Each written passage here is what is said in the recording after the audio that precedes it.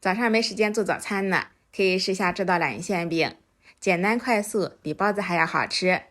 早上想要省时间，我们晚上就要把面团和馅料准备好。500克面粉，5克酵母，5克白糖，再加入400毫升35度以下的温水，同一个方向不停搅拌，搅成非常粘稠的稠面糊。再盖上盖子，放入冰箱低温冷藏发酵，这样早上就可以直接用了。再来调肉馅，500克猪肉，3肥7瘦会更香。再分3次共加入100克清水，搅拌的水分完全吸收。再放入葱花、剁椒、五香粉、盐、辣椒粉、生抽、香油，然后泼上热油。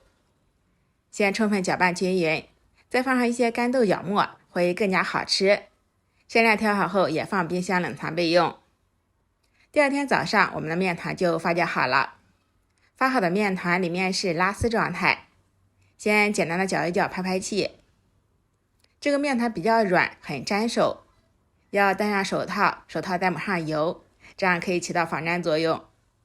揪一小团面，放在掌心，简单的整理一下，然后按扁，上面放上一团肉馅，再把饼皮扯过来，把肉馅包起来，非常的简单，一个饼皮就做好了。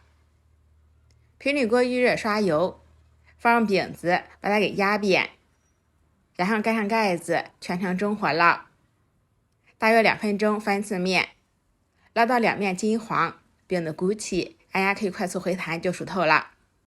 一锅肉饼呢，大概是5分钟。